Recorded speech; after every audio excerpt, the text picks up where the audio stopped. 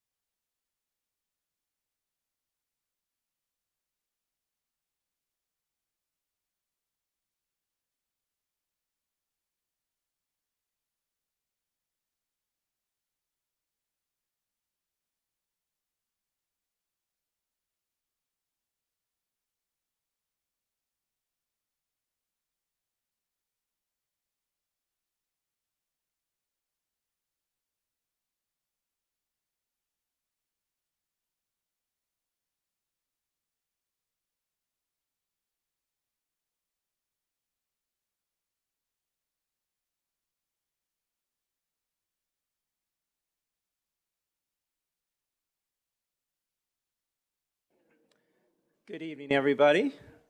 Welcome to this evening's board meeting. Ms. Contra, let's call this meeting to order at 6:02 p.m. Welcome, everyone. Just a quick update.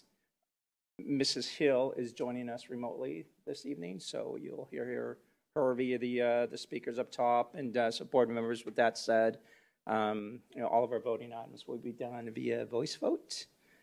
All right, so we can get to this meeting. Real quick, I know we have a lot of individuals in the room, some out in the lobby. I just want to make sure that that those who are in the lobby who may have filled out a green slip, rest assured that if your green slip's up here, you'll have the opportunity to speak at the podium. So that said,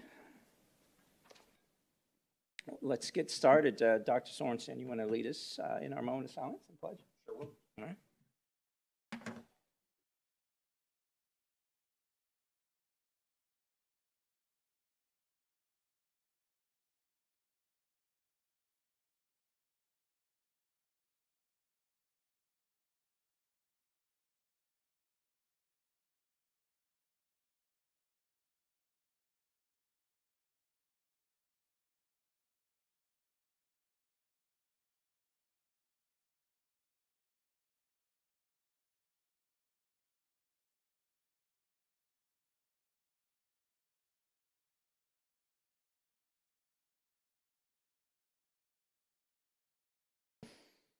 All right, moving on to, all right.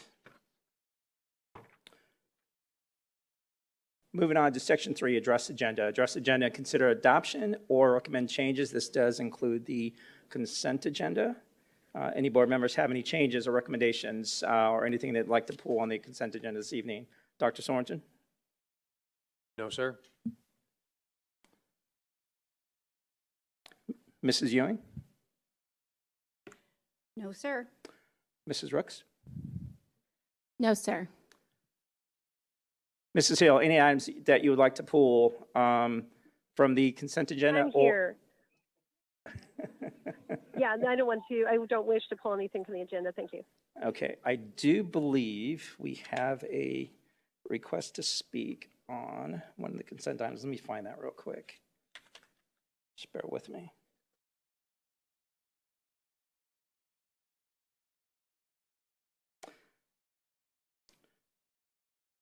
Ms. Contra, we do have one public comment tied to 9.5, travel requests. So I'm going to request that we pull that particular line item from the consent agenda, please. I do need a second for that. I will second that.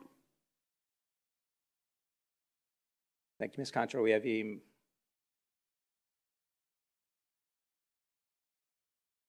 Are you good? Okay. All right. With that said, I just need a motion to approve this evening's agenda with the pulling of 9.5 in the consent agenda. I motion that we approve to push through the address agenda and consideration, but pulling the consent agenda, 8.5. I'll second that. Ms. Contra, we have a motion made by Mrs. Rooks, a second made by myself. If you can run us through a voice vote, that'd be great. President Sandoval, just want to clarify, the motion was to adopt the agenda and approval of consent agenda without 9.5, is that correct? Travel request? That's correct.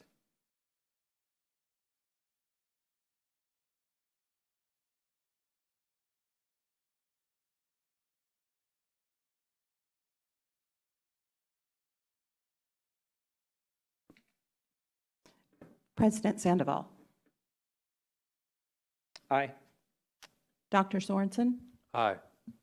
Mrs. Hill? Aye. Mrs. Rooks? Aye. Mrs. Ewing? Aye.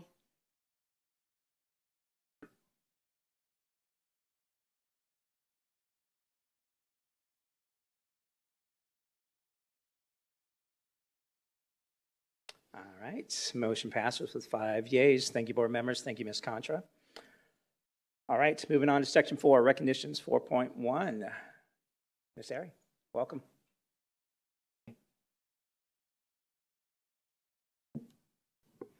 Good evening, President Sandoval, members of the board, Dr. Reynolds, and guests.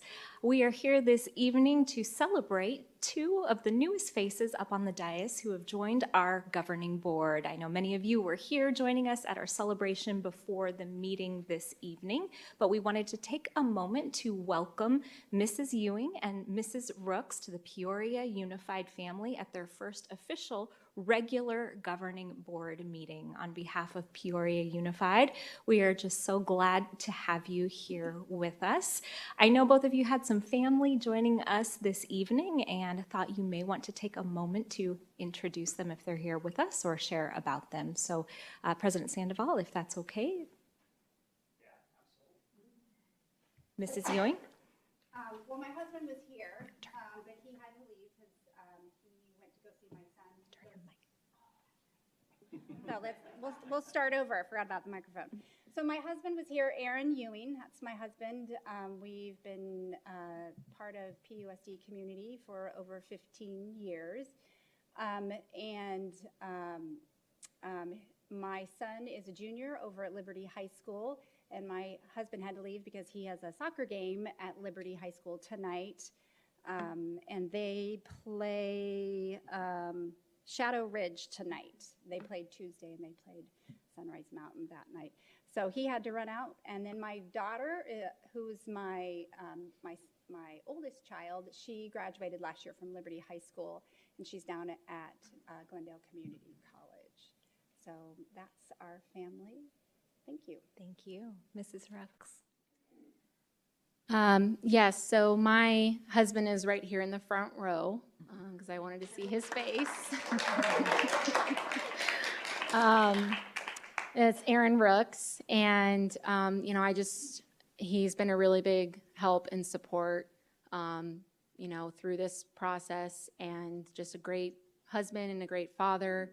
And the rest of my friends are here as well, and they're very close to me. So, yeah, thank you. Thank you, Mrs. Rooks. Well, welcome once again. We're glad to have you here and starting off your term. If I may, President Sandoval, I did happen to notice that we had 3 former governing board members also joining us this evening. I saw Mrs. Diane Douglas, Mrs. Kathy Connect, and Miss Julia Smock. Thank you. Thank you, Ms. Ari, and welcome, Mrs. Ewing and Mrs. Rooks. Looking forward to, working with the 2 of you over the next, at least next couple of years for the rest of my term. And thank you both, for, putting yourselves out there in the service of others. It takes a lot of courage to do that, without question. But I do appreciate you doing so and, having the mindset of, putting yourself in adverse situations so that others may gain. So thank you for that, and welcome. All right, going on to board recognitions. Dr. Sorensen. Nothing for me tonight, thank you. All right, thank you, sir. Mrs. Ewing? I do actually have something tonight. I wanted to express my gratitude to the Liberty High School soccer community and actually the Peoria District Athletic community as well, who they have stepped up and offered their support to Talia, or Taylor, excuse me, you're right, it's Taylor. She is a 14-year-old girl over at Liberty High School, freshman who recently suffered multiple blood clots and in her brain, resulting in a stroke. Liberty High School girls had their soccer game, and they did a pink out for her this past Tuesday evening, and they wore pink in support of Talia, or Taylor. And they had almost over 400 in attendance there, so that was absolutely amazing. And she continues to make great improvements. And there are schools that keep calling Liberty and the coach there to say, how can we help and support? And the boys are playing, the Liberty High School boys are playing tonight, and they're wearing pink wristbands in support of her as well. So I just wanted to say it's great to see how the community steps up to support the families and the kids when something as tragic as this happens. So thank you. Thank you, Mrs. Ewing. Mrs. Ricks? Yes, I had seen kind of that for the student, and I just want to, have the prayers out for her and her family. And so I'm thinking of her a lot. I want to thank everyone who has supported me through this past couple years. I know that we have issues. I hear you on those issues of, non-transparency, accountability, the gender bathroom stuff. And I want you to know it's been an honor to receive your votes. And I believe I received the most votes in governing board history. And I just want you to know that I will hold accountability. I want you to know that I support you on these issues, and I intend to serve and keep my word, and will continue to take a stand. I won't be afraid to speak up, and I appreciate your trust in me. And I want to end with a quote on Joshua 1:9. Have I not commanded you, be strong and courageous. Do not be afraid, do not be discouraged, for the Lord your God will be with you wherever you go. So thank you. Thank you, Mrs. Ricks.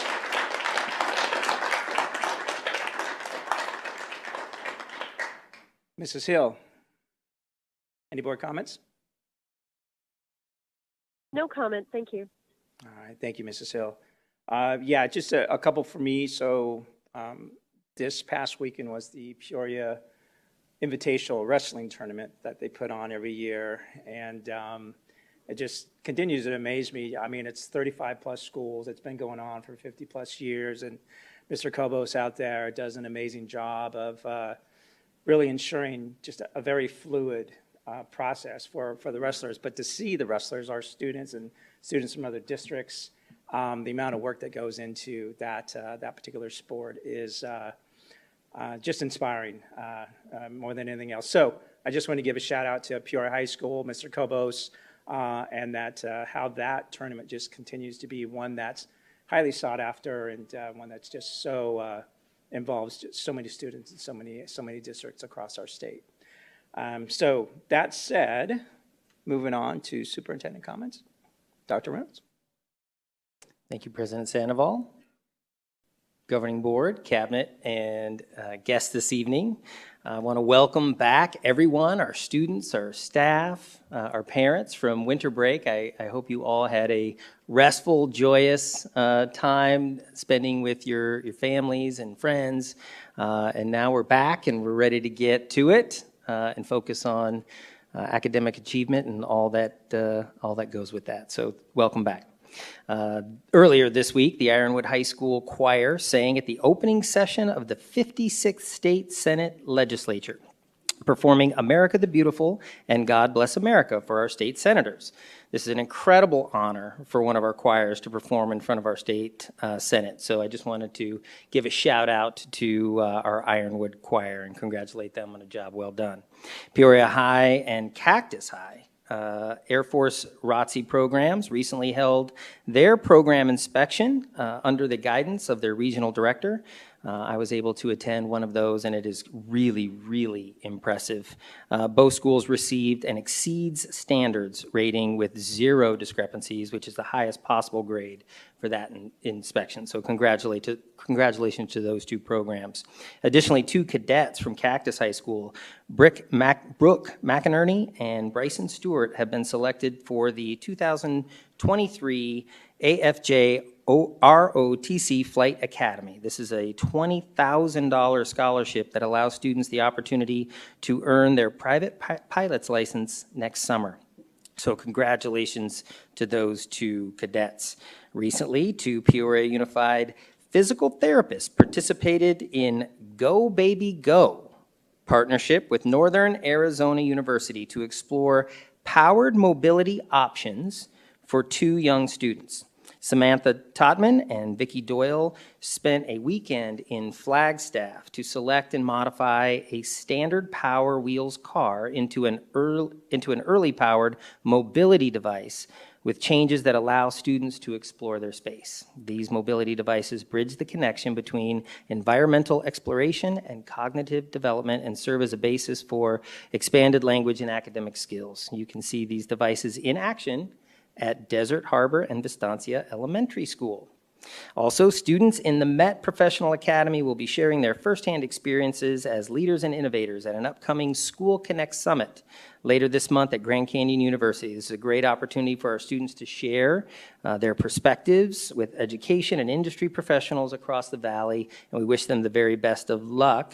And this month is School Board Recognition Month, which gives us an opportunity to highlight our amazing governing board for all they do to support academic excellence in the Peoria Unified School District. The governing board provides support to the district by ensuring that resources are adequate and aligned to meet established goals, and I want to take this time to recognize and thank our governing board members for all they do to ensure our students have the resources and support they need to be successful. So thank you for all you do.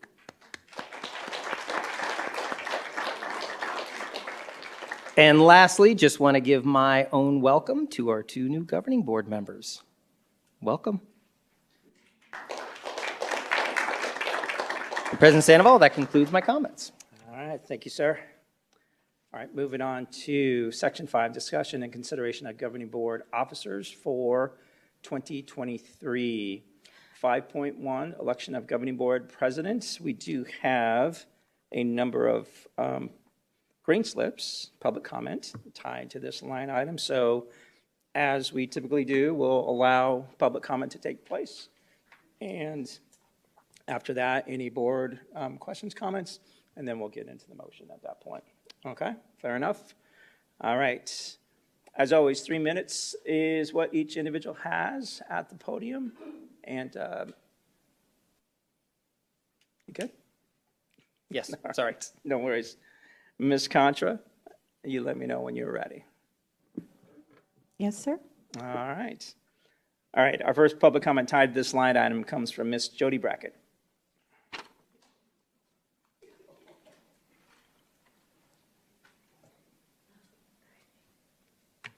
Hello, board. I did not want to be the first one, but I would like to request Heather Rooks to be president on this board. She has received the highest percentage, as she has spoken, of votes for PUSD board. Obviously, the community has spoken. We want to change, with all due respect. Sandoval has had this position long enough. When I had asked him, and just wanted to give you some little fact,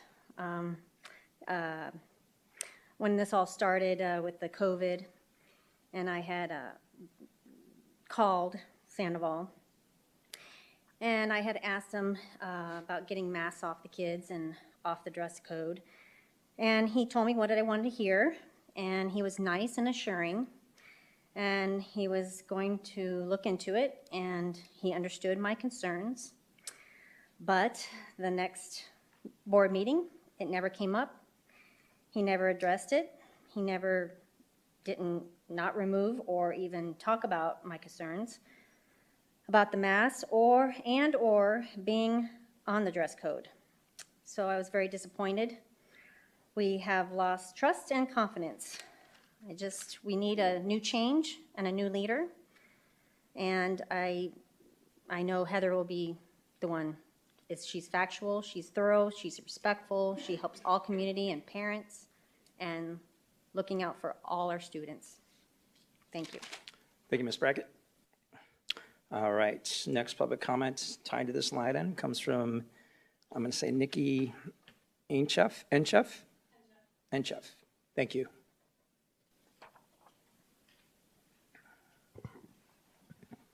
Thank you. Good evening. My name is Nikki Enchef. I live in Peoria, and one of my children began attending Liberty High School in the fall of 2022. I attended the board retreat last Thursday. The district presented updates on the 2021 strategic plan approved by the board. One of the priorities is called the Redesigned Community Connectedness Program, with a strong focus on transparency, integrity, and collaboration for the purpose of building community trust and confidence. My child and I learned early on that transparency does not mean what we think it means. What we found instead are secret practices and inappropriate teacher behaviors that are kept quiet and closely guarded within the school's district and board. The most concerning to me and my daughter was learning boys are permitted to use girls' bathrooms, locker rooms, and showers at all schools. We could find no policy because there isn't one. The principal, district, and board could not provide any information other than it was a district-wide practice in place under legal counsel. I'm curious if the entire board knew of the application of this practice. Why can't the district provide a copy of this practice and procedures? The district feels confident enough to implement it, but not to share it with all of the parents and students you serve. Why, in this transparent district, why? I and many community members spoke about this subject with school and district officials and at many board meetings over the last year. Board members can suggest agenda items, but the board president, David Sandoval, sets the agenda. This issue is a big deal, David. This practice affects every student on every campus every school day. We read horror stories of this practice leading to physical and sexual assaults on girls at school. Under your leadership, it is still not on the agenda after many requests from your community over the last year. During this time, I've spoken frequently with the new board member, Heather Rooks. Heather contacted me as an informed, helpful, and actively engages our community. For example, she provides information on textbook and curriculum decisions, inappropriate classroom activities, and requests to use grant funds to send staff to CRT training, which is prohibited by Arizona law, and how to find information and engage with the board. That is transparency and community connectedness. I haven't met any other board members. A search of board profiles and campaign data showed that Bill Sorensen described himself as challenging the status quo, an active listener, and involving community members in decision-making. Melissa Ewing's key messages are stakeholder involvement, promotion of trust and transparency, and building positive working relationships with families and communities. Rebecca Hill focuses on curriculum and providing transparency between the board and the entire community it serves. I could not find similar information on David, who has served as president for 3 years already. I could only find a list of credentials on his board profile and 2022 Senate campaign, which makes me question his commitment to this school board and its mission. I encourage all board members to remember what you ran on, why the community voted for you, and vote accordingly to secure our trust. Vote to change the status quo. Thank you. Thank you, Ms. Enchef. Next public comment tied to this line item comes from Mr. Josh Gray.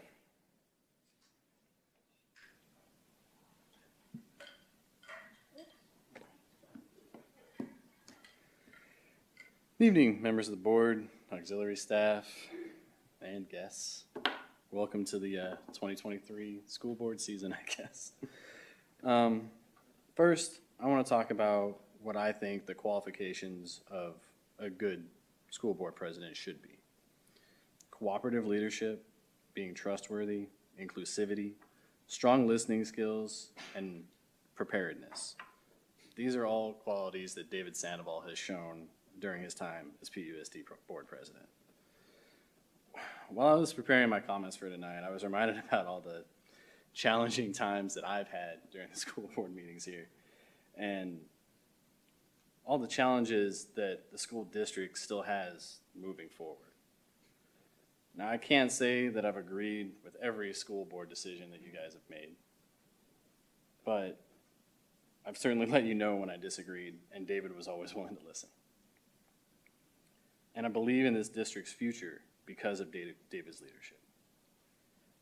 David is the right person to lead us into that future because he has shown that he will support every student every day and prepare them to shape tomorrow. Thank you. Thank you, Mr. Gray. Next public comment comes from Mr. Brent Cobb. First time I didn't have prepared comments, so I'm going to wing it. Greeting, Mr. President, Superintendent, and thank you to the Secretary as well. We know that this does not run without your impeccable organization, so a special thanks to you. Thank you, sir. I also want to thank the previous governing members that are in the room today, and my comments are kind of centered on them and your leadership from the perspective of a continuity of management and the continuous training and development of new board members, developing them into leadership, and then hopefully having board members that are sustaining, that will go from election to election or cycle to cycle. Ms. Rooks has obviously a lot of support, as all of you do, from the parents and the voters within this Peoria Unified School District. I also serve on boards. I know how difficult, if not impossible, it is to be in your particular situation, especially when we have heated debates and subjects that have to be managed. Giving another board member an opportunity to develop into that role is, in my opinion, a wise decision, especially since you have an overlap in your tenure, which would allow you to fully mentor and develop and also do some other things that are maybe more fun as an individual board member as opposed to one that is the center of responsibility. So I'm speaking in support of Ms. Rooks in her seeking the opportunity to sit in your chair. We will always support the board and the board members' good judgment in the leadership that they choose. And we welcome all the parents. I'm always happy when I see all these new parents here in the room. So I don't want to say I'm emotionally indifferent on who's in charge, because I know you have a lot of experience, sir, and I didn't even know this was an issue. And I'm not speaking out against you as the leader of the board. I'm speaking for you as an opportunity to lead Heather in stepping into a role. And if not this year, next year, I'm not sure when these president decisions come up, but just to consider your ability to mentor and develop as well as lead. So with that, thank you. Thank you, Mr. Cobb.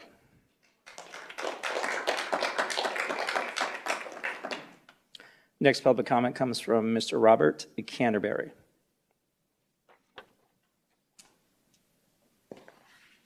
My name is Robert Canterbury. Thank you for letting us be here tonight.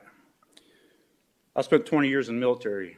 11 of those years was spent in Special Forces units, so I know what a warrior looks like.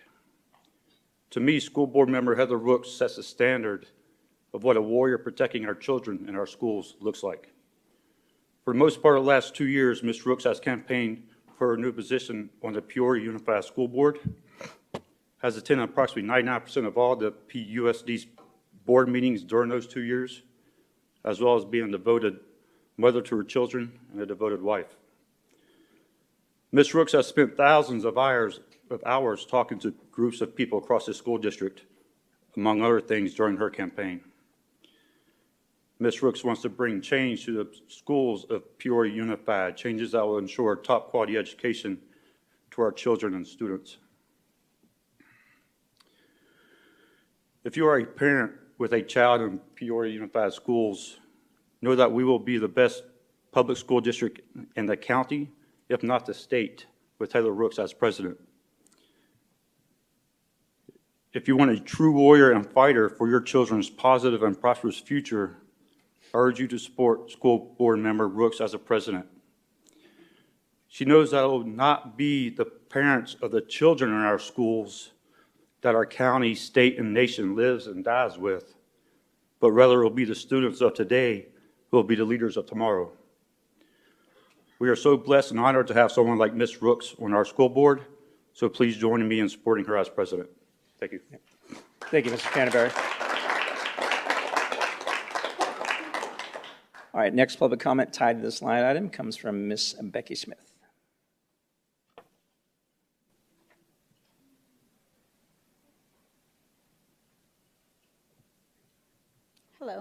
I'm sure everybody knows I support Heather, but the reason I support Heather is because of the research, the time she puts into everything.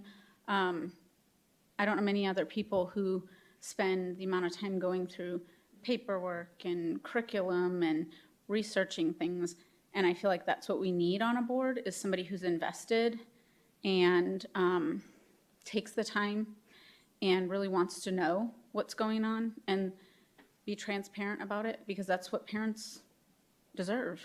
We should know what's going on in our schools. And I've never met anybody that delves into, I don't know how she does it, being a mother of 4, but delves into everything in depth the way she does.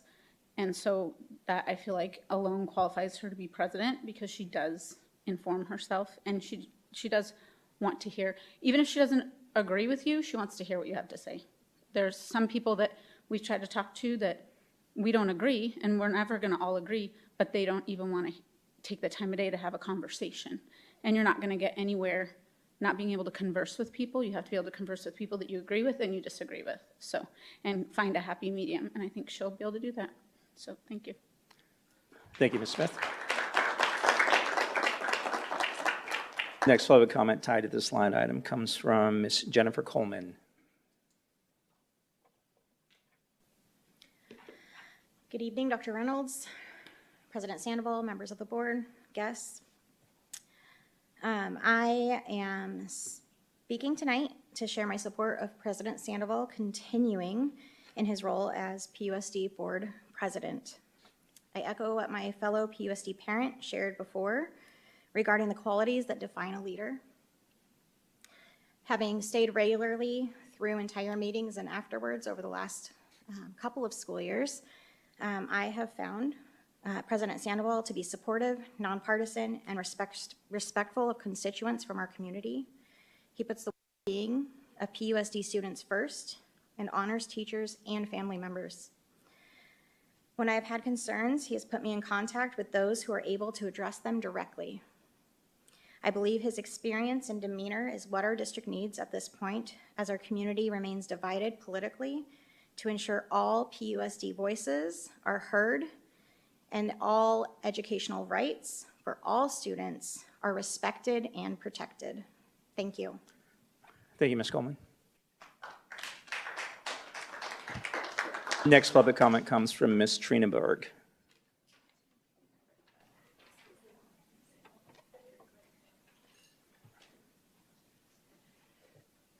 Good evening, President Sandoval, members of the board, Superintendent Dr. Reynolds, Cabinet.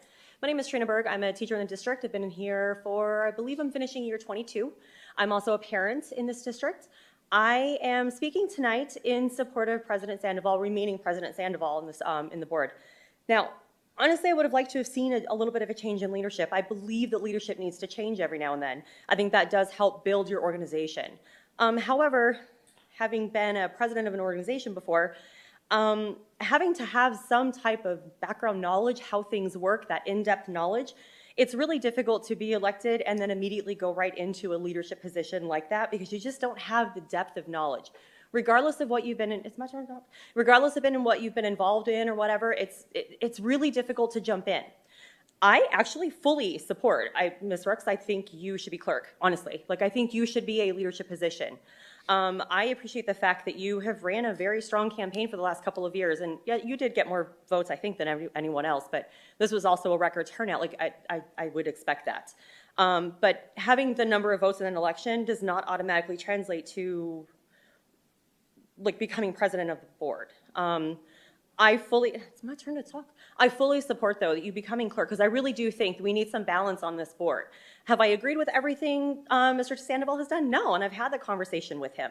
But I do think that the president of the board needs to be someone who is not as divisive, because at this point, the campaign is over. So we have to stop the, campaigning for a position, because right now, this needs to be every single student, what are we at, 32,000 students in this district or something, 36,000, I don't even know what the number is. Every single one of those students, regardless of where they live, their gender, their status, their whatever they belong to, it shouldn't matter. They should feel supported in this district, and we as a staff and you as a board should be supporting them. So at this point, we have to stop being divisive. We have to come together and solve some issues. Like I said, do I wish there was a little bit of change in leadership? I do, because I fully support change in leadership. But I think that no one, regardless, should ever come in the very first year they are elected, take a leadership position like that. I think there is a big learning curve, and I think that that time needs to be spent. I would absolutely 100% support you being clerk, because I do think that would be helpful. So I do appreciate the time to talk. Again, we need someone right now that is going to help push us forward, to help get rid of some of these issues that have divided us for so long. So thank you for your time. Thank you, Ms. Berg. Next public comment comes from Mr. Sean Carruthers.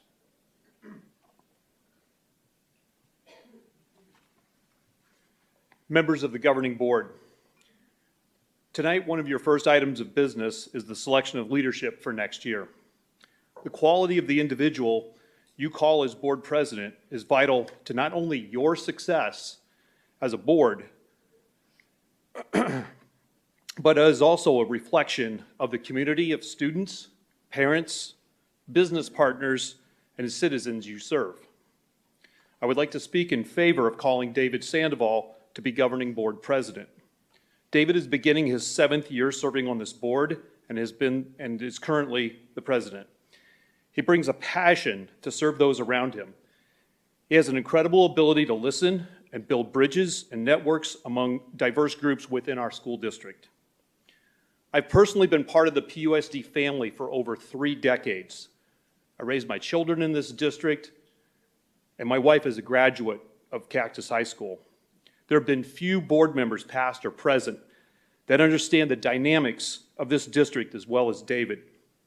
He regularly visits campus from Sun Valley in the south to Sunrise Mountain in the north and beyond east and west. Faculty and staff are excited when he visits a campus or a classroom or a band concert or a ball game or an academic award ceremony. David is blessed with the flexible work schedule that enables him to have the time to be a true servant leader. He will have the ability to put the time necessary to meet the diverse needs of our community, build partnerships, and work seamlessly with our district administration. Please join me, other citizens, employees, business partners here tonight showing their support for David as governing board president. Thank you. Thank you, Mr. Carruthers.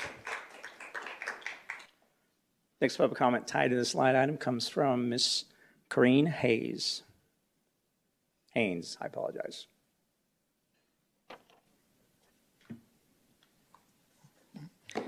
President Sandoval, board members, Dr. Reynolds. I'm here as a former school teacher for many years, a mom, and a very proud grandma. And I am very much looking forward to new leadership on the board that I know will take Peoria Unified School District back to that shining district on the hill, Mr. Reynolds. I am ready for a change, and I hope Peoria is too. I just say I've worked with Heather for a couple of years, very proud of her. I would, if I were her mom, I'd be extremely proud and think she'd make a great president of this board. Thank you. Thank you, Ms. Haynes. All right, we have 2 final green slips tied to this line item, and next public comment comes from Ms. Michelle Dillard.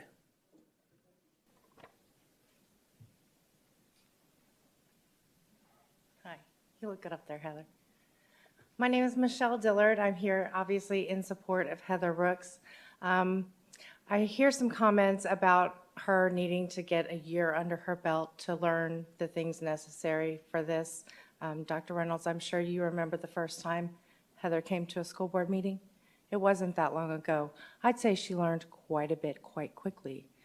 She'd never done a FOIA request before, and I think we can all agree she pretty much nailed that. So I don't think that it's fair to say that because she hasn't been on the dais for a year, that she is not experienced enough or capable enough to lead this governing board. I would say that The best thing that can happen for a school governing board is to have not a full room of angry people at all the school board meetings, which is the way it used to be. And it was under the leadership of President Sandoval that all of this occurred. We need new leadership. I think that the voters have spoken. Something else that she had never done before was she'd never run a campaign before, and she did that spectacularly. She comes to every board meeting. She is devoted to this school district that her children attend. She wants what's best for it. She's fully capable of being the school board president, and I think she should be put into that position tonight. Thank you. Thank you, Ms. Dillard. All right, final public comment tied to this line item comes from Ms. Christina Rogers.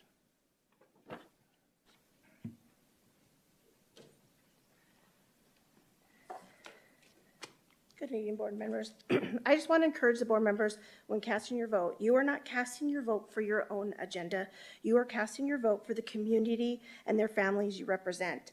And it is very clear where the majority stands. So I pray you stand with the people that you are to represent. And like everybody else, they're talking about Heather not having the experience and she needs a year. I'm pretty sure she learned really quick how this all works. And she's been working this for the last 2 years. So I think she's very educated, very informed. And if she's not, she absolutely takes the time to get it done.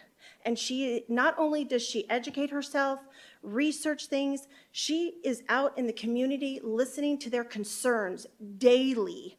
And so I think we need somebody who has the face that people want to go and say and feel comfortable enough with giving the information. And I'm not saying you are terrible or anything like that. I'm just saying that right now the community has spoken and it's Heather they want. So I am praying and encouraging you to please listen to the community. They have spoken and that is who you represent. Thank you. Thank you, Ms. Rogers. Thank you, everyone, for your comments tied to this line item. Now we'll go on to board members' comments, questions. Dr. Sorensen. No, sir. All right.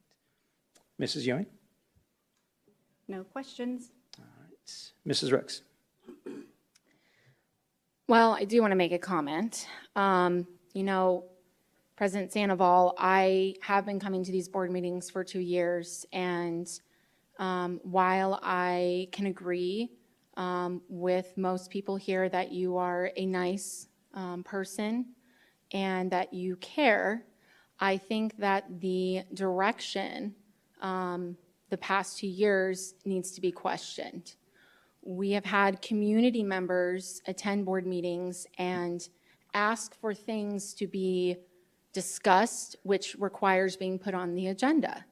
And so we need to be listening to that, because if it's big issues and we can't discuss it until it's on the agenda, then it comes down to the president of the board to add those topics to the agenda, to have those discussions so that the board can be aware of what's going on. We can all talk it out, figure out the best solution for all of the students, the parents, the staff in the district. And I have done a lot of research. I question everything. I reach out for advice on different topics because I want to make sure that I know what is going on. That is important to me. And I want to come up with solutions. And I think that, there's examples I can give of things that have not been addressed through the agenda. But I feel like there needs to be a change in leadership, and I'm ready to take that on. I'm ready to shake things up, and I want somebody in leadership to hold the district accountable, because that is what the community elected us to do, and I sometimes see that that doesn't come off sometimes with holding accountability. And so that's just something that has been on my mind for the past 2 years. And I'm not saying anything about your character. You're always nice. You always say hi to me. You always talk to me about my mom. but we need a leader. We need somebody, and I'm ready to take that role on. And so that's kind of where I'm at right now. I mean, I'm here. I'm here. Thank you, Mrs. Ricks. Mrs. Hill, questions, comments tied to 5.1? No comment. Thank you. Yeah, again, thank you, everybody, for your comments tied to this line item. You know, it is a role that I don't and have not taken lightly.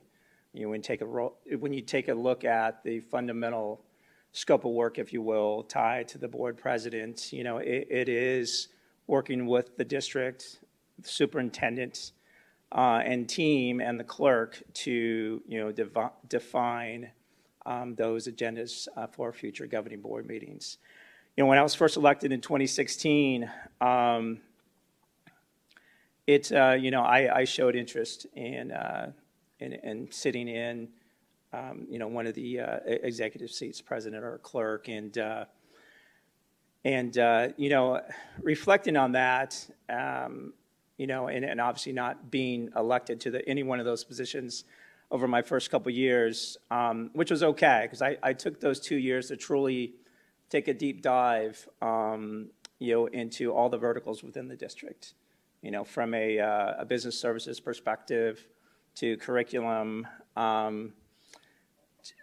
all of our verticals throughout Peoria Unified, met with teachers, staff, parents, families, students who are our target audience, and just really built on my acumen to really be an effective board member. So, you know, my third year when at the time Representative Pingarelli and Ms. Stone were on the board and, you know, nominated me to sit in the president's seat because of those 2 years that I spent really absorbing and being more familiar with our fourth largest school district, you know, in our state. You know, we serve close to 38,000 students, 4,000 plus associates, and when you factor that in or factor the average household size in, we are serving in upwards of, you know, 200,000 human lives throughout this district. That said, you know, that acumen, that knowledge base, it's combined with it met the opportunity to sit in this seat, and, you know, by doing so, it absolutely made me a more effective leader, and a person who was ready to sit in the seat of president of this governing board. That said, you know, the title of president doesn't define me, right? It reveals who I am. And I've been very consistent sitting in this seat, consistent in listening to others, consistent in walking into a room or a conversation, even, you know, a tough conversation, walking in without judgment and staying curious and asking questions and valuing all perspectives and opinions. You know, as we've gone through, at least I'll just reference it, you know, my tenure as sitting on this governing board, and certainly as the governing board president, during a time that this district, during a time that the adversity levels that this district went through was just unfathomable. It was something that this district, I don't believe, at least again in my time, has experienced. And, you know, my demeanor and, you know, the tone that I set in this board meeting, and certainly the high level of importance that I do put on everybody's opinion and perspective, in my mind, definitely helped us as a governing board, as a district, as a community, get through those times in a way that was very productive and solutions-oriented, you know, without question. I mean, we had, you know, some contention in our meetings, but I do believe that by providing a space and making sure that this space is safe and supportive for all to have those conversations. I believe that we are one of a few districts that got through those times in a way that was very effective. Having that ability to walk into those conversations and listen intently, was a contributing factor to getting through these times again with a students-focused mindset, right? When you take a look at the accolades that we realized, despite going through, a global pandemic, we've realized record awards in our high school seniors realizing scholarship dollars. We've realized, 37 out of our 42 schools being A and B rated, no D schools at all. Our staff, when I was first elected in 2016, our staff, meaning maintenance, IE, and food services, did not realize a retention stipend. They do now, and that's who I am from a person-first mindset, and it's been an honor to sit in the seat and really drive the district to have that, always leading with others in mind. But now our staff realize that a stipend that is equal that of our certified staff as well. So we are a village, and they are just as important as our teachers. Under my leadership, in my tenure, those are just a few things that have taken place. Again, a direct result of, my engagement levels, visiting schools, talking to students, teachers, staff. Our new teacher salaries are, 50,000 plus today. So we still have a lot of work to do and opportunities without question. All that said, it is an honor to sit on this board. It's been an honor being the president of this board. And, as I said in our retreat, I'd be honored to continue serving in this seat, for this academic year, or this calendar year, sorry. A gentleman brought up as he was speaking, the willingness to grow and develop board members. And I think that is important from a leadership perspective.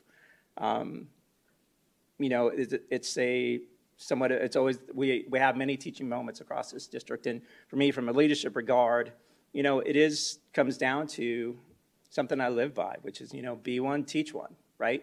I'm a realist. I'm not going to be in this board, for the rest of my life. So it is important, to develop other leaders to sit in this seat, to be effective, and just high caliber board members, president, clerk, board members, et cetera.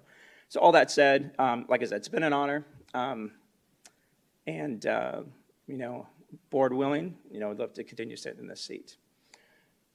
So if no further questions or comments, I do need a nomination for the governing board president. I nominate myself, Heather Rooks, for Peoria Unified Governing Board President. I will second.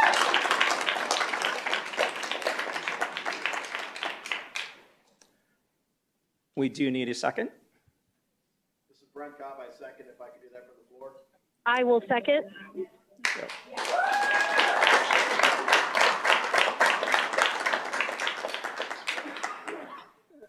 So, Ms. Contra, we have a motion by Ms. Rooks to elect herself as the president of this governing board, and a second made by Ms. Rebecca Hill. Can you please run us through a voice vote? Yes, sir. President Sandoval. Nay. Dr. Sorensen. Nay. Mrs. Hill.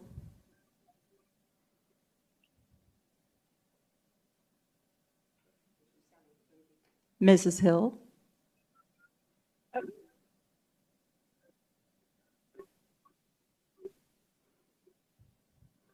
Mrs. Hill. Can you hear me? Aye. Thank you. Mrs. Rooks. Aye. Mrs. Ewing. Nay.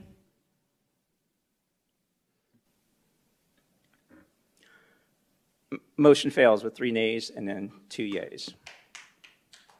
So that said, is there another motion on the floor for this line item? I will motion to elect David Sandoval as governing board president.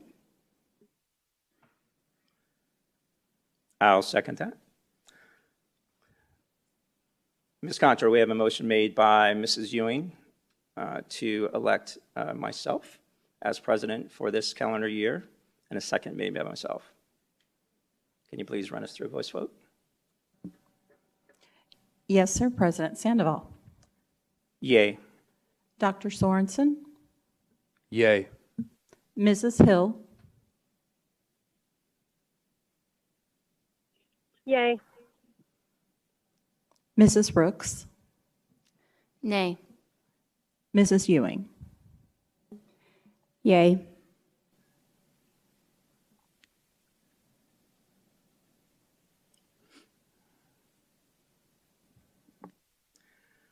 Motion passes with 4 yeas and 1 nay. Thank you, board members. All right.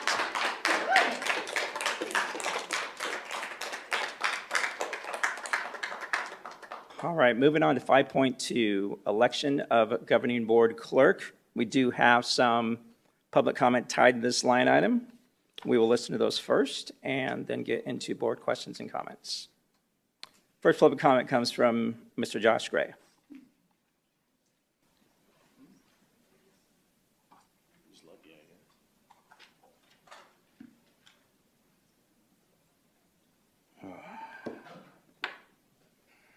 Good evening again. This was kind of hard for me to actually come up with words for. I'm a little biased in this situation.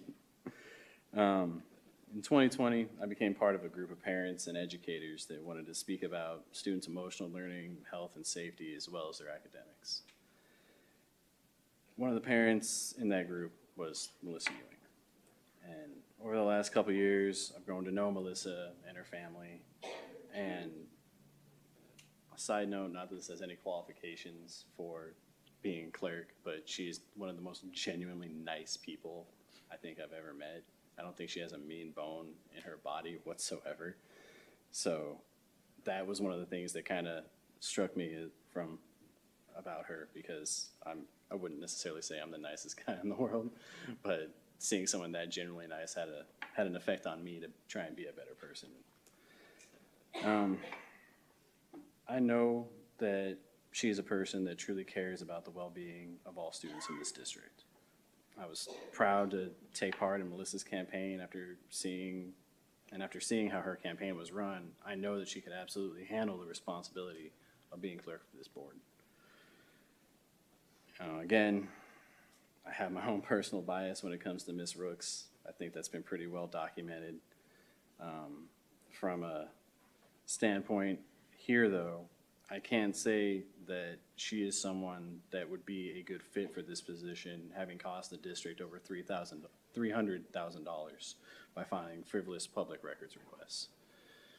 It's just not in my opinion, and I don't want to say I speak for all the parents of Peoria District, but there are a lot of parents that... It's still my turn to speak, though. But I do speak for a lot of parents that are afraid to come out here and speak out because of retribution like that. I am.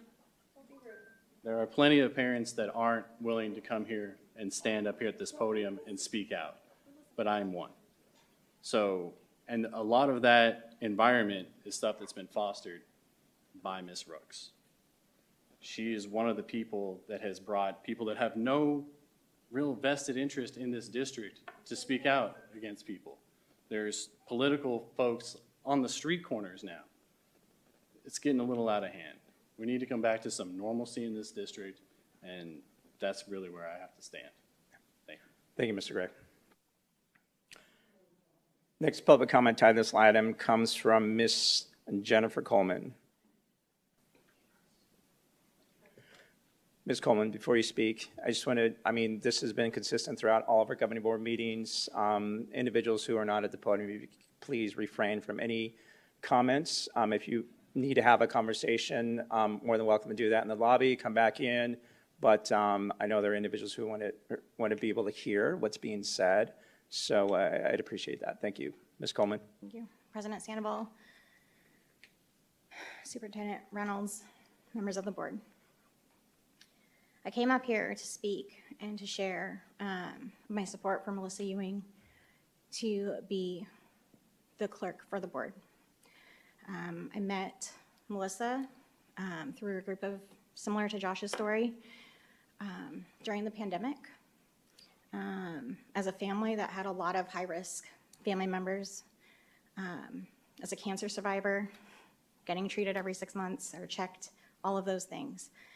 And Melissa, one of the things that really stood out to me about her leadership was that she consistently encouraged me to speak up with respect, with conviction, with hope, and in a way that honored the very growing divide that was being created in our community. And I think that our board leadership needs leaders that know how to lead that way. Ms. Ricks, I admire your courage and how you have spoken up. And I'm speaking as a parent. You have often spoken up about concern for your children, concern for their safety.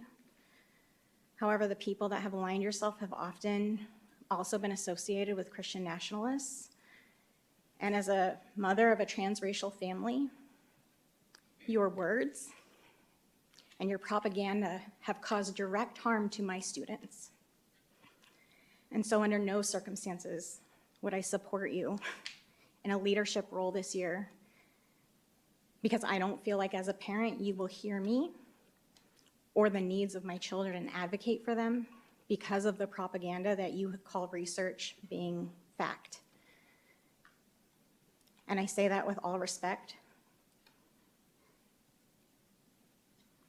But I don't think that you are in a place yet to represent in leadership on this board all PUSD families, because we are a diverse community, both socioeconomically, racially, ethnically, gender, etc. And I want to make sure my kids are safe. And walking in tonight and seeing a group that promotes Christian nationalism and some sects of that, even white supremacy, was terrifying as a mother. And I didn't plan to speak on that tonight, but I have to, because just like you as Mama Bear, I have to protect my kids. And so I ask that you protect all PUSD students as a board. Thank you, Ms. Coleman. Board members, questions, comments? Dr. Sorensen? No, sir. Mrs. Ewing? No questions? Mrs. Rooks? Well, I do have a comment. I have heard the comments this evening, and I would not support Melissa as clerk because there has been a lot of trust broken, specifically regarding my own children and their information being shared, but also other parents' children information being shared. So that comes down to, we need to know that there's certain things that we are supposed to follow ethically, integritable, and I feel that that is not something that I have seen in the last year with Melissa. We need to be able to trust who we have serving this clerk position, and I feel I would be that person. So thank you. Thank you, Mrs. Ricks.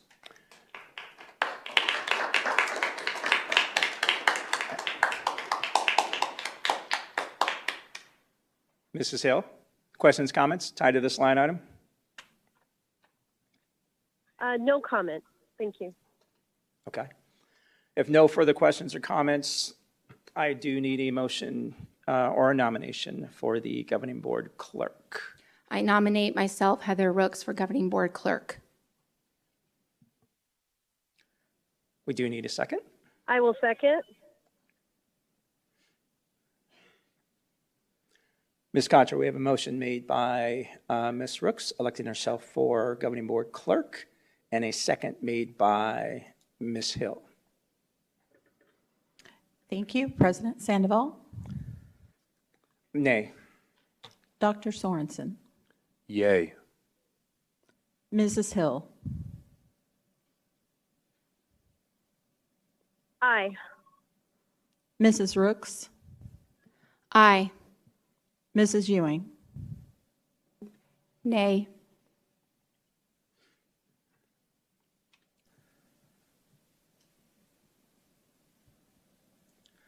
Motion passes with 3 yeas and 2 nays.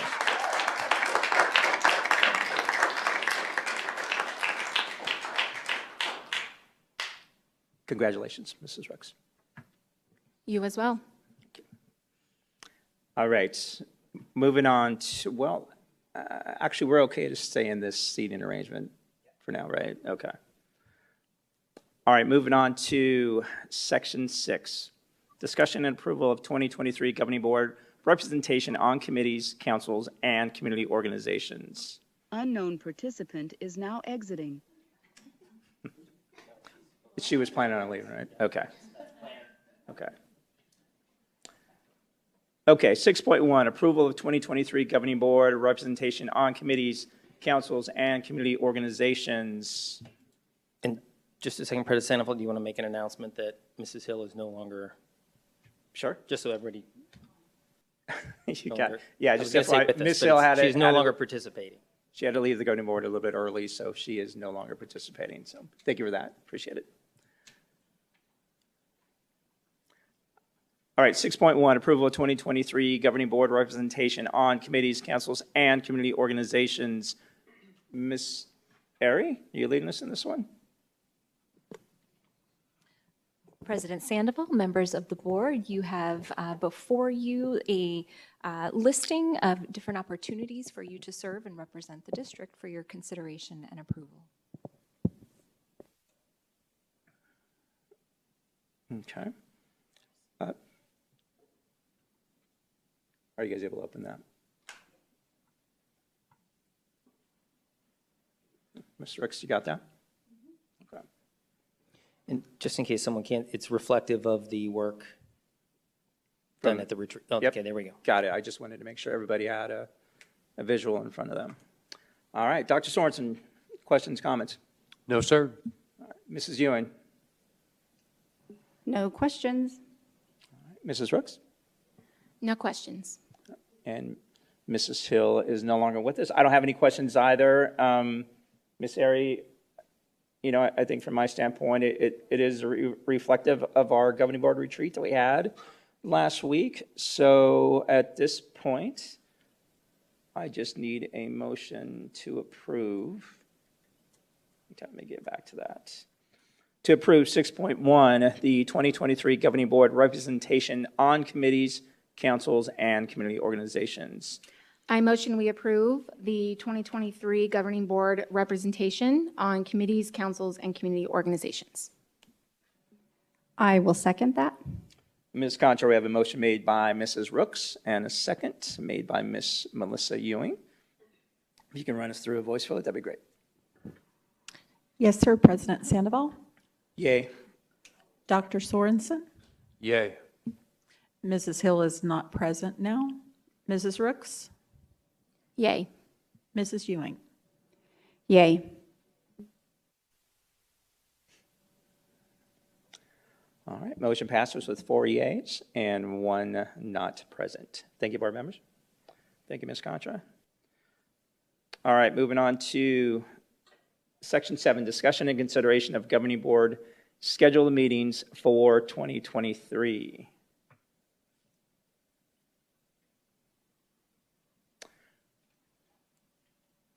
This does represent what we chatted about at a retreat, along with, I believe there was a change afterwards was that November, Dr. Reynolds? Did we move a meeting in November?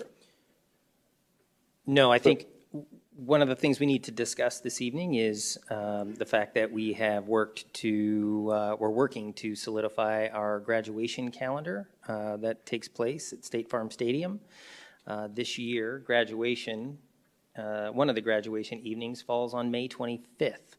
Okay. And so my recommendation is that we move that meeting to the Monday, 21st. Did I get that right? Someone?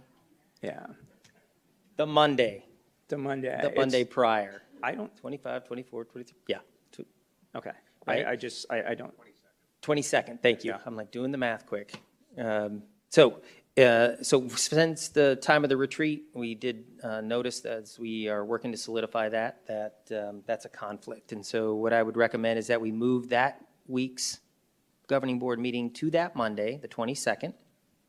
That would avoid our promotions as well as our graduation ceremonies. So for that week only, it would be on that Monday. Okay, so with that said, do you want us to approve this calendar as is, make that adaptation then, or approve the calendar with the edit that we just talked about? With the edit, please. Okay, all right.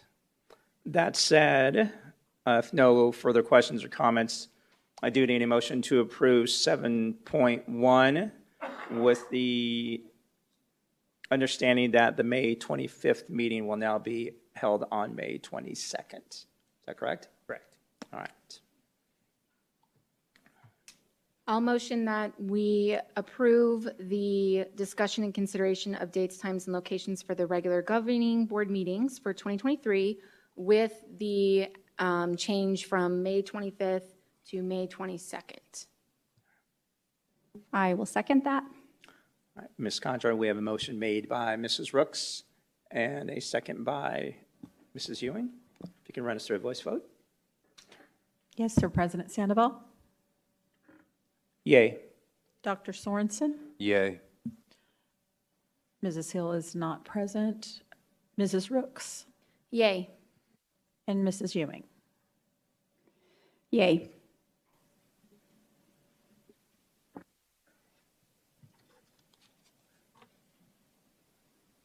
All right, motion passes with 4 yeas and 1 not present. Thank you, board members. Thank you, Ms. Contra.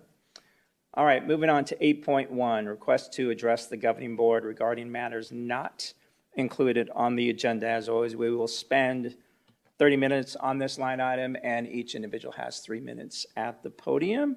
As a matter of housekeeping, the board president shall keep control of the meeting and require the speakers and the audience to refrain from abusive or profane remarks, disruptive outbursts, applause, protests, or other conduct which disrupts or interferes with the orderly conduct of the business of the meeting. Personal attacks on board members, staff, or members of the public are not allowed. It is inappropriate to utilize a public hearing, the public comment segment, or any other agenda items for the purpose of making political speeches. Engaging in such conduct and failing to cease such conduct upon request of the presiding officer will be grounds for ending a speaker's time at the podium or for the removal of any disruptive person from the meeting room at the direction of the board president. That said, we welcome everyone's voices. Ms. Contra, are you ready? I am ready. All right. First public comment comes from Mr. Robert Canterbury.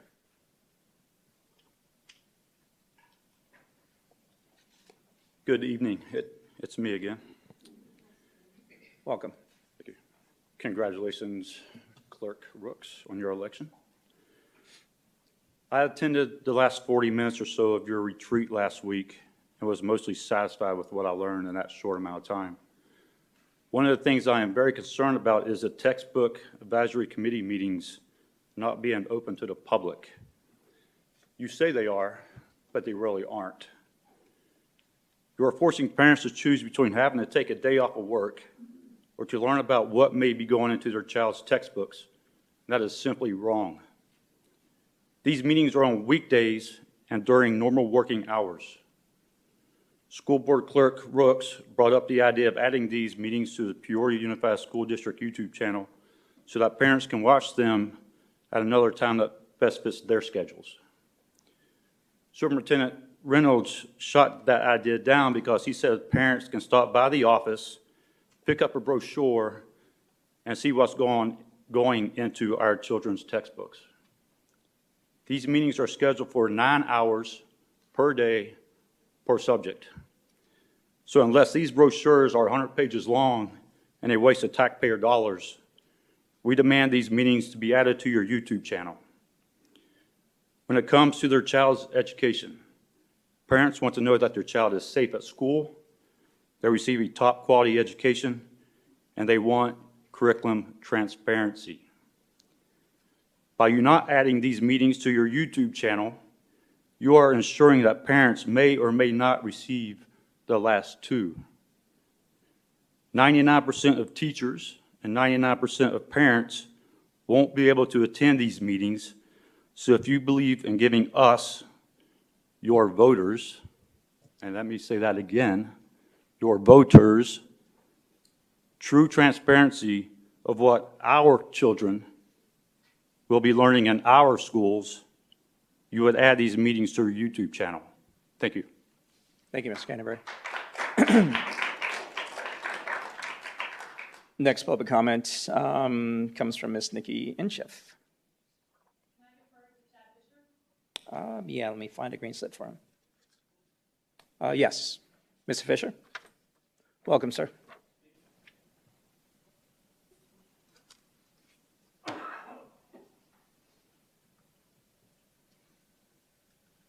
Thank you, Nicole Fisher. And Chef, I'm Chad Fisher. She's formerly Nikki Fisher. She's my ex-wife. When I like her, I call her Fisher sometimes.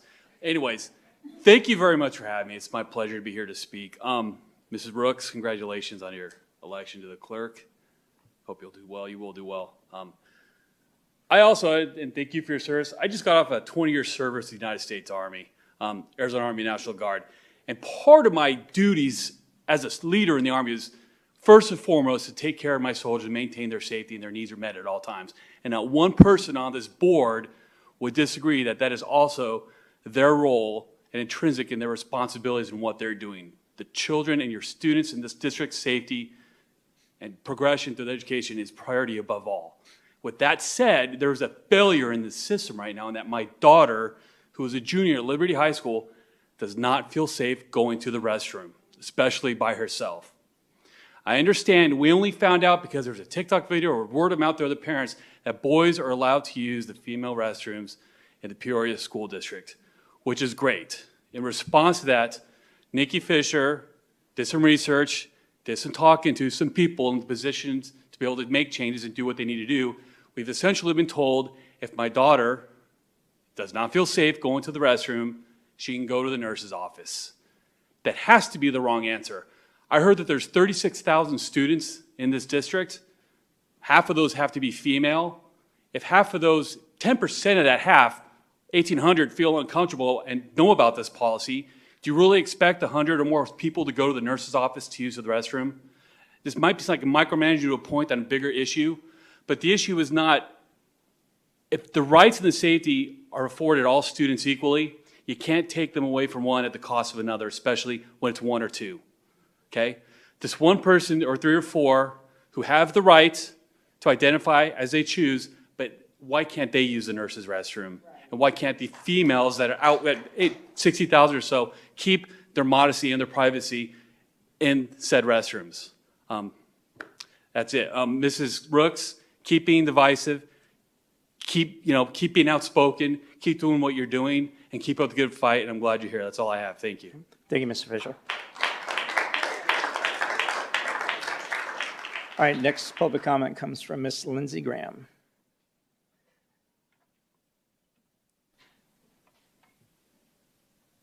I'm going to talk about a topic that you guys took off of the speech, but in case you guys decide to bring it up again.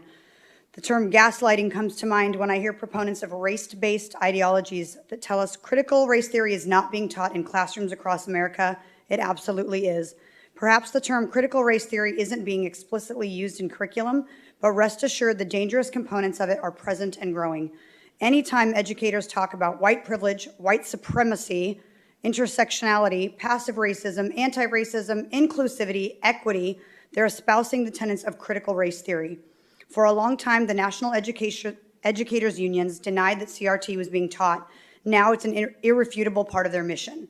It's the largest educators union in the county, passed business item number 39, which promised to, quote, share and publicize through existing channels information already available on critical race theory, what it is and what it is not, and have a team of staffers for members who want to learn more and fight back against anti-CRT rhetoric. The NEA has also approved spending to attack anti-CRT groups and has launched a campaign to promote CRT in 14,000 schools.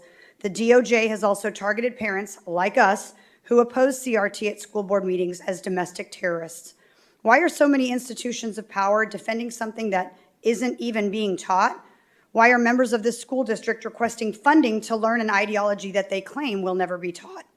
Because it is being taught, and they will continue to incorporate it, and because it is the weapon of choice for the progressive left, and they will do anything to conceal it from parents and protect it. The only way for leftist ideologies to continue to progress is for our children to be indoctrinated with them. But we will stand in the way. We will fight back against this dangerous Marxist ideology. And to those who wish to indoctrinate our children with your dangerous and radical ideologies, I say this: you will indoctrinate these children over our dead bodies. These are our children. They belong to their parents, not the school. They are our gift from God. This is why we are all here, to defend and protect our children from the dangerous ideologies. And lastly, in regards to some of the other parents speaking, I'm actually really proud of every parent in this room advocating for their children, even the parents that I disagree with. There are very few, and that's heartwarming because I believe parents are waking up to the woke culture that school teachers and boards are trying to slip in sneaky and blatantly. I'm further intrigued by the ideology that everything one party member says and does is divisive and dangerous, Miss Rooks. Kidding, that's satire. They're simply stating their beliefs with fervor. Yet the other side that blatantly slanders them for their beliefs is also trying to force theirs on the entire community, won't look in the mirror and acknowledge their own aggressive and intolerant behavior. This is certainly not a two-way street. Both parties have the right to advocate, but only one gets called hateful and divisive every single time. Thank you, Ms. Graham. Next public comment comes from Ms. Trina Berg. Good evening again, President Sandoval. Congratulations on your vote to clerk. Like I said, I was very honest when I said I supported that vote completely. I'm here again as a teacher in the district. I have actually on social media invited you, Ms. Rooks, to my classroom to visit, because that is one of the things, and I'm actually glad this was my order of coming up here. I hear a lot is that the unions, the teachers, whatever, we're pushing these things onto our students, or indoctrination, whatever. I've invited you to come into my classroom, and I'm inviting you again very publicly. Although I do ask that you wait until like end of the month, because I just got a new group of students and I don't know all their names yet. But I do come in anytime. I don't even want to know when you're coming, because I don't want you to think that I'm putting on a show. I teach 4 classes a day, so my only break is my lunch, so that's the only time you can't come in and see me. But you know, I teach science to high school kids. So if I feel like I would probably be the person if it was it's my turn to talk. If it was the union pushing these things, like I was the union president for a lot of years. I've been on the exec board. I've been a representative of my association forever, it feels like. I'll probably be president again. So like you would think it would be me. So please, I'm inviting you in. I've actually invited all of you in. I know, Mr. Sandoval, you've been in my room before. But really, I invite you in. See what we're doing. I want to address something else. As an educator, I have to say, most of the trans students I've ever had actually do use the nurse's restroom. I will tell you that we have students who don't want to use the bathroom because we have unfortunately had incidences, often, of vaping in the bathroom. We've had sexual activity in our bathrooms. We have had assaults in our bathrooms. Never have I heard a confirmed case in all of my years in the district of it actually being a trans student attacking a cis hetero student. It's my turn to talk. That's not generally it, but that's not actually what I wanted to come up here and say tonight. What I wanted to actually say tonight is a big thank you to all of the teachers in this district that are coaching, that are running clubs, that are doing all these things after school, because I can tell you that we don't really get paid for these things. Every coach gets a small stipend. It is a very small stipend for the amount of hours they put in. My son runs cross country at an elementary school, and they had practices over break. And I know for a fact that they are not being paid for that, because I know what the coaches' stipends are. Most of the clubs in every single school are unpaid. There are very few paid clubs. So every single staff member who is running a club is doing this because they want your children to have an amazing experience in school. It's usually our clubs and our sports that make our students want to come to school. So I just want to say thank you to all of my colleagues that are doing this, because it is a tremendous amount of work and it is a tremendous commitment that we are giving to your students, to our community by doing this. And it is a really massive amount of work. So I want to say thank you to my colleagues that are spending the time to do this, to provide your students, our students, your children, my children, the absolute best education they can get. Thank you. Thank you, Ms. Berg. Next public comment comes from Ms. Laura Tepason.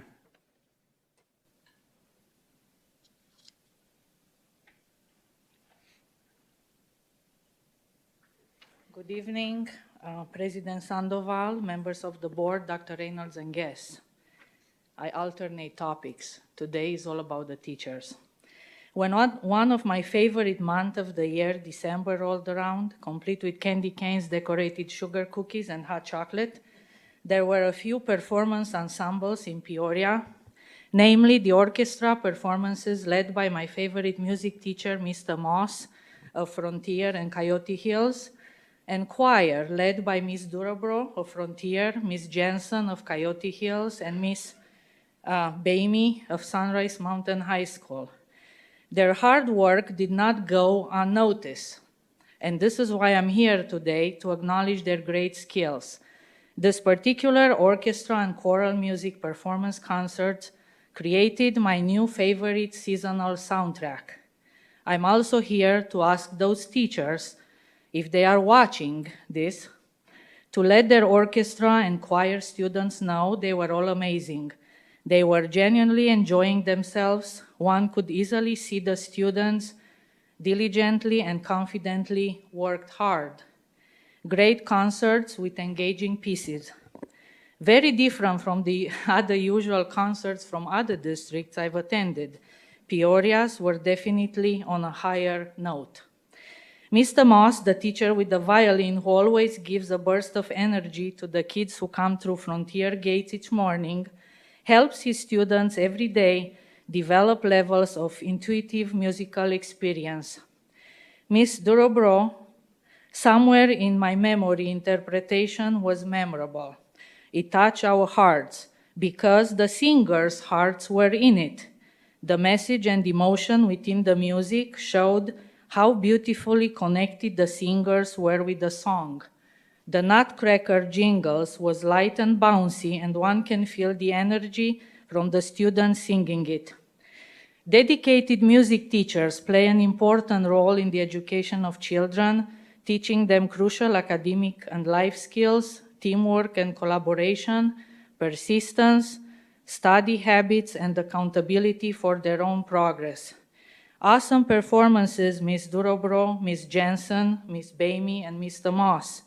Continue your mission, enhancing children's lives, building, note by note, a world where music is for anyone who wants to enjoy it. Thank you. Thank you, Ms. Tepason. Next public comment comes from Patrick Gabe, or Gabe. Is he out in the lobby? Nope. Okay. I'll set it to the side. All right, next public comment comes from Ms. Corrine Haynes.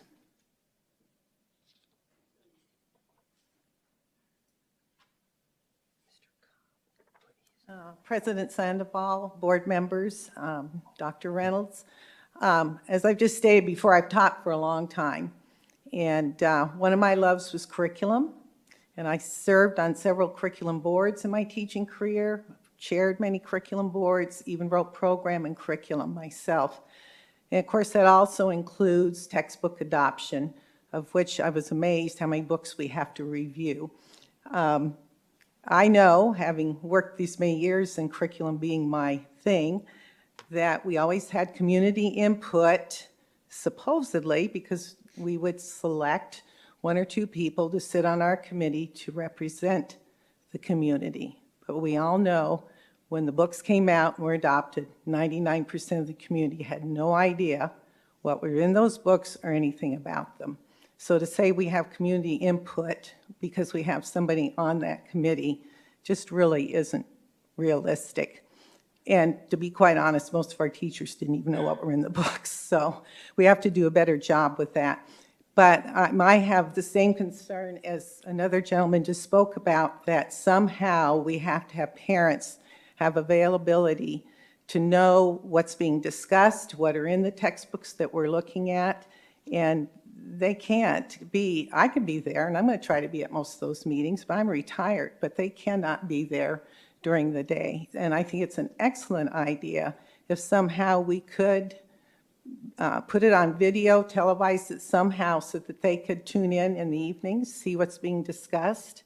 I know sitting on many curriculum committees, how long we'd argue over an and or an or. I mean, so you really get to know the curriculum when you're on those committees, and it would be extremely helpful if parents could also be in on the conversations you have and the things that you're discussing. And it was one of my big hang-ups teaching is that when we get done with all the curriculum work, I would fight to have at least a one-day, maybe two-day workshop for our teachers so they could become as familiar with the curriculum as those who wrote it. And of course, it never happened. Our administration never saw that as important. Consequently, those curriculum binders often sat on the teachers' bookshelves, never got looked at. This doesn't need to happen, and I think it's a great idea if we can televise all the conversations, everything that's being talked about, looked at these books, because we are in a time right now that we have to be extremely careful. What is the curriculum we're presenting? So many times they're little subtle agendas, they work into the curriculum, and it's going to take some really good, observant, and caring work from a lot of parents, I think, to go through these both science and math textbooks, make sure they're appropriate for our kids in Peoria. Thank you, Ms. Haynes. You're welcome. Have a great evening.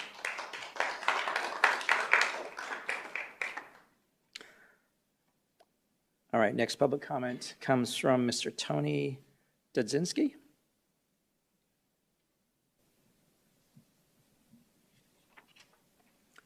Welcome, sir. Good evening, board and everybody. Thank you for letting me speak tonight. My name is Tony Dudzinski, live in Peoria, Arizona here. I just want to speak and make some comments about one of the items that was removed from the agenda tonight. And let's see here. I just wanted to first start out by reading something. In July 2021, Arizona Governor Doug Ducey signed 2 bills concerning CRT. House Bill number 2906 prohibits the state and any local governments from requiring their employees to engage in orientation, training, or therapy that suggests an employee is inherently racist, sexist, or oppressive, whether consciously or unconsciously. And then House Bill number 2898 dictates that schools cannot teach that one race or ethnic group is superior to another, or that a person by virtue of their race is racist. So I just wanted to read that to you guys again tonight, just to make sure that, you know, if there was an agenda that was going to be put on the agenda for next meeting or in a future meetings, that you guys would respect the laws of the state of Arizona that were passed and signed by the governor. I just wanted to say my own comments that our tax dollars should not go towards an out-of-state training program that is not allowed in the state of Arizona. That is not going to help our children get ahead in life. This will only cause division. We should be trying to give our kids, the tools that they need to have the ability to get good jobs. Teaching kids reading, writing, math, arithmetic, science. These are things that are going to help our children get good jobs in the future. Our kids are already behind 2 years from this COVID virus. So time is urgent right now. So I just hope that you would support the teachers to give our kids, the best chance that they can to get ahead in life and to have a good education of the skills and the tools that they would need to be successful. And that's all I got. Thank you for letting me speak. Thank you, Mr. Dudzinski. All right, next public comment comes from Miss Christina Rogers.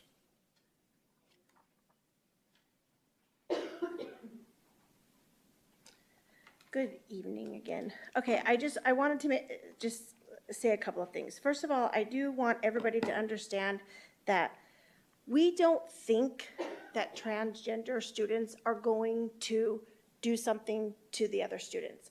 That's not the case. It's the kids that are going to take the opportunity to take advantage of that situation that could possibly hurt our kids. We're not talking against transgender children in any way, shape, or form. We're just saying that this will open the door for people who will take advantage of it. So please protect our sons and our daughters from this happening by accommodating 3 or 4 children that need that accommodation. Let them go to the nurse's office. Let them use the the teacher's restroom. That's all we're asking. We're not talking ill or speaking ill about these children. So I just want to make that very clear, first of all. And then second of all, as far as teachers go, we also don't think that all teachers are teaching CRT or things that we don't want them to teach. I think the majority of teachers are amazing. And we've had really good conversations, and we don't agree on everything. And another teacher that's out here is Marcy Robbs. I love her, and we don't agree on everything. So there is a happy medium that we can all get along. So, but I do want to say one thing that I think everybody should be aware of. There is something that is being taught at Estancia Elementary right now. Parents have been reaching out to us. I can tell you that the principal there is amazing, and she is trying to handle the situation. But I'm going to read a survey that the kids were given to 8th grade students 2 days into this semester. Should the federal government pay for tuition for 4-year college and universities? Should critical race theory be taught K through 12 education? It's against the law right now, so that shouldn't even be a question that's posed to our 8th grade students. Do you support increased taxes for rich in order to reduce interest rates for student loans? Should the government increase environmental regulations to prevent climate change? Should the U.S. withdraw from the Paris Climate Agreement? Should drilling be allowed in Alaska wildfire refuge? Should the government require employees of large businesses to be vaccinated from COVID? Do you support the Patient Protection and Affordable Care Act, Obamacare? Should the federal government increase funding of health care for low-income individuals? Should the U.S. build a wall along the southern border? Should illegal immigrants have access to subsidized health care? Should undocumented immigrants be offered in-state tuition and public colleges with residing state?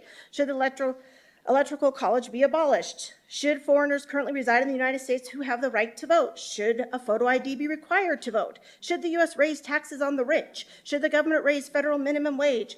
There's also another one, because I'm running out of time, but they also talk about abortions. They want to know if we should fund abortions. This was given to our 8th grade students in Vistancia. The list goes on and on, so please research it. Thank you, Ms. Rogers, for your time.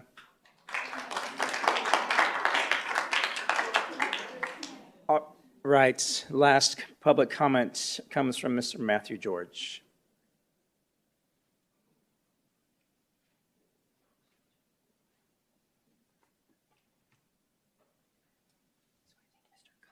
Good evening. I'm here to talk to you about a very uncomfortable, but something that needs to be dealt with and addressed. 27 months ago, I stood here at this podium and I pled to the board members to please do something about the bullying that was happening at Lake Pleasant, because my daughter was currently, when I stood here last time, was hospitalized for 27 days from severe bullying and lack of staff giving her medical attention. She was at an outdoor ed field trip, and the nurse let her have a panic attack for over 8 hours and did not ever consider once to take her to the hospital. I find that absolutely disgusting. As a result of it, my daughter has major social and emotional anxiety, and she's developed physical. We took about a year to get her back to health, and I sent her back to Vistancia Elementary. Our experience at Vistancia Elementary has been the worst you could ever imagine. I have a minority child that has been referred to as a fucking Mexican. She's been told she should go back to where she came from. She's a border jumper. Everybody in the district is aware of this. I've sent numerous emails, completely lack of any accountability whatsoever. To be honest with you, President Sandoval, I hope that your email does ring true. 27 months ago, you wrote the same email. It didn't pan out for me. I'm back here now. Now that the same incidents have occurred, my daughter was witnessing sexual harassment. I went to the vice principal at Estancia Elementary and described what my daughter described to me. Young boys mimicking, spanking girls on the ass as they're putting their lunch trays away, saying, "Bend over, baby." The vice principal spent over 20 minutes trying to tell me, a single father of a minority young girl, that did not constitute sexual harassment. I then had to come down and speak to Dale Schiff. To this day, that vice principal still stands there at the helm of your school. I filed an OCR complaint, which you all are aware of. I have filed every complaint there is. My child currently is back ill from the massive amount of bullying that has occurred on your campuses. The fact that not one person has taken any ownership of those issues. You have children going around passing N tickets, and we all know what that stands for. And these kids are on the campus to this day. But I was told to take my child and go to virtual learning because apparently we're the problem. Mr. George, thank you for your time, sir. Yeah, thank you. I'll be back to speak more. That concludes this evening's public comment. President Sandoval is just making sure what I just discussed with you, was that? Yeah, you know what, I didn't see that. Let me double check here. Just FYI for everyone to understand, I believe there's a public comment in here that might have listed 2 line items. So I'm just making sure.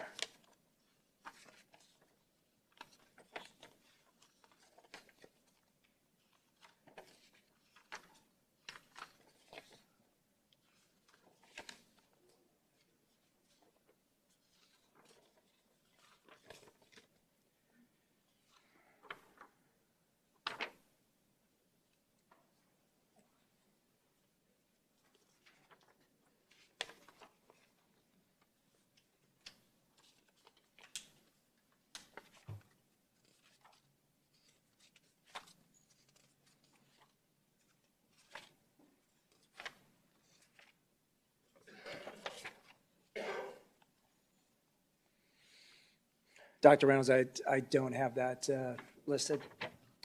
All right. Moving on to section 10, items removed from consent agenda. Ms. Contra, we have that listed as, so I'm assuming this would be 10.1? Yes, sir, that is 10.1, travel request. Okay.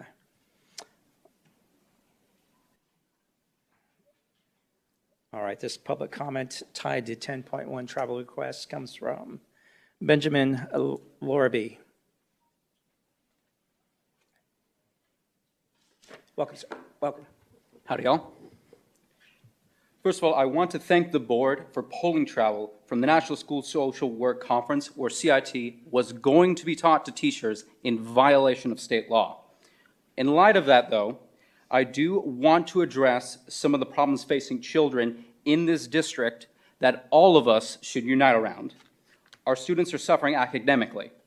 Seniors have the lowest ACT scores in the last 30 years. Students that are able to make it to college graduate with tens of thousands of dollars in debt and have a significant disadvantage when they should be pursuing their careers. Students are also suffering physically. Over the past 3 years, childhood obesity has doubled, and it shows no signs of slowing down.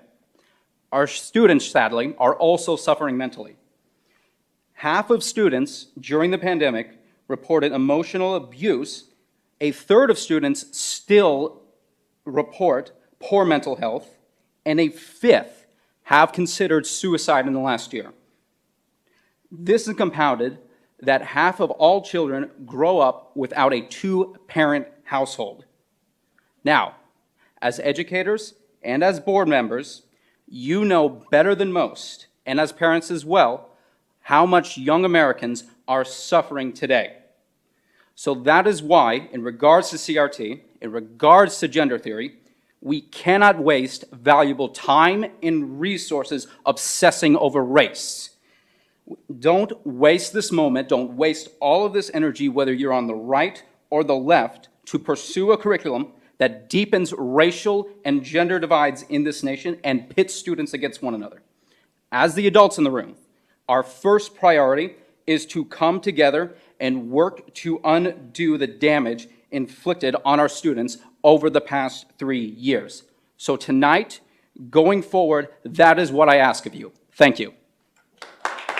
Thank you, Mr. Larrabee. Board members, any questions, comments tied to this line item, travel request? Dr. Sorensen? No, sir. Mrs. Ewing? No questions. Mrs. Rooks? I just want to say thank you for listening to the community on this travel request and the surrounding things regarding it and what was removed. So thank you. Thank you, Mrs. Rooks. Yeah, I don't have any questions either. So that said, I do need a motion to approve 10.1, travel requests. Travel requests. I will move to approve travel requests. I will motion.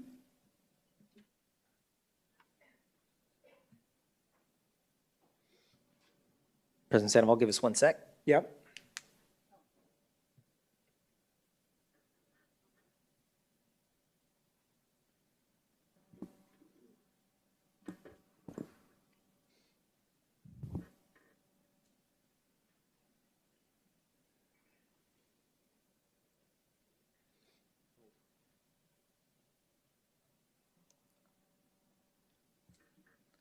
President Sandoval, we could do a voice vote. When I removed this item from consent agenda, I failed to change the type, which affected the vote. So I can create a new motion to approve travel request as presented. Okay.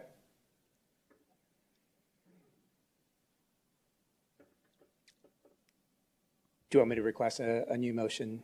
Yes, sir. To approve? Okay. Thank you. Do you need a motion to approve travel requests as presented? I will second. So we,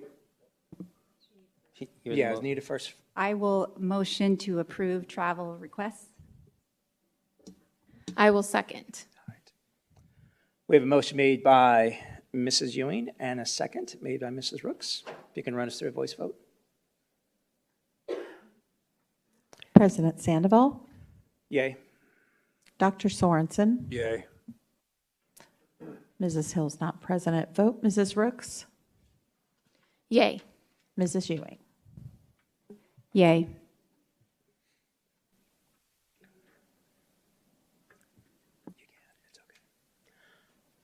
Motion passes with 4 yeas and 1 not present. Thank you, board members.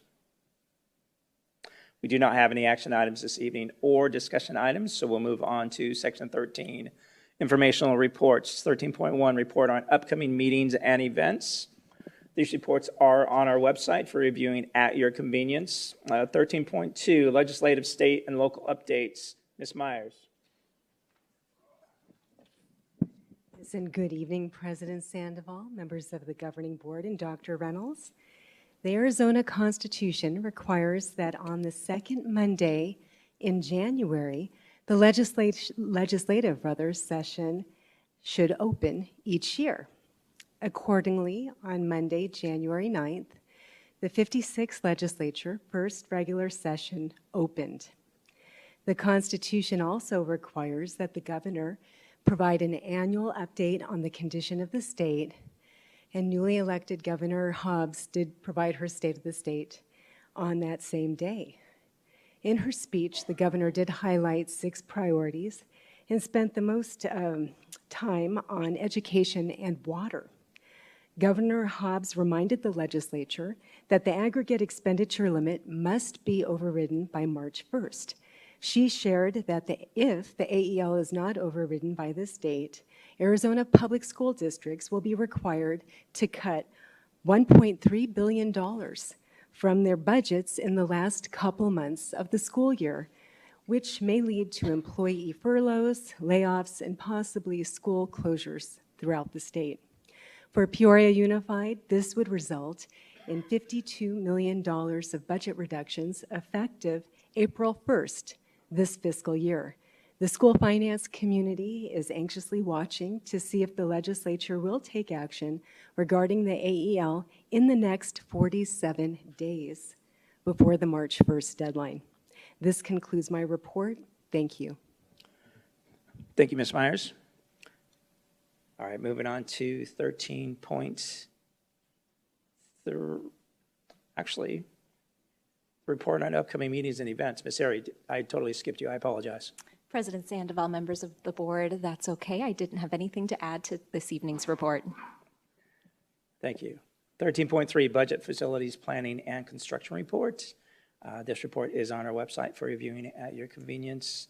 14.1, Other Business, Board Member Opportunities to Readdress Agenda Items. Are there any items that any board member would like to readdress this evening? Dr. Sorensen? No, sir. Mrs. Ewing? No, thank you. Mrs. Rooks? No. I don't either. All right, moving on to 14.2, Requests for Agenda Items for Future Governing Board Meetings. Dr. Sorensen, any items that you'd like to see on a future governing board meeting? No, sir. Mrs. Ewing? None at this time. Thank you. Mrs. Rooks? Yes, I would like to request the next agenda to have the curriculum process of approval and what that looks like, and also to have a discussion on the Title IX regarding the bathroom situation at the schools in the district. Yeah, on the curriculum, do you want that in a Friday report, or do you want it on the, I guess, in the actual board meeting to go over? Because are you looking, sorry, go ahead. I would suggest both, because I think that there's been some concerns raised by the community on some of the process of how curriculum and resources are being used in the classroom. So I would like to see it in a Friday report, but also then discussing it, listening to the community and discussing it as a board. Yeah, okay.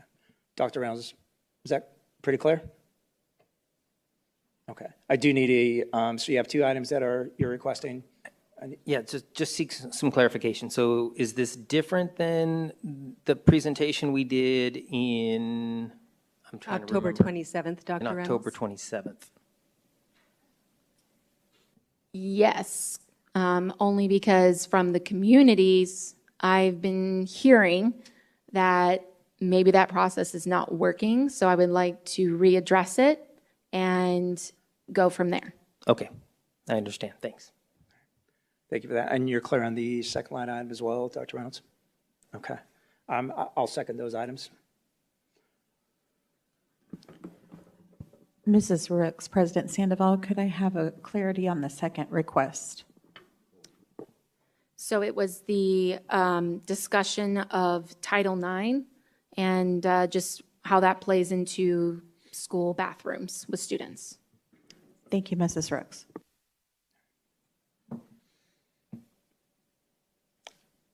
Ms. Contra, any further questions on those items? No, sir, I have them. Thank you. All right, Mrs. Rooks, thank you. All right, moving on to 15.1. I do need a motion to adjourn this meeting at 7:54 p.m. I will motion. And I will second. All right, Ms. Contra, we have a motion made by Mrs. Ewing and a second by Mrs. Rooks to adjourn this meeting at 7:54 p.m. If you can run us through a voice vote, or are we set up electronically? Yes, sir, I can run us through a voice vote. Thank you. President Sandoval? Yay. Dr. Sorensen? Yay. Mrs. Rooks? Yay. Mrs. Ewing? Yay. It's recorded that Mrs. Hill is not present at this vote.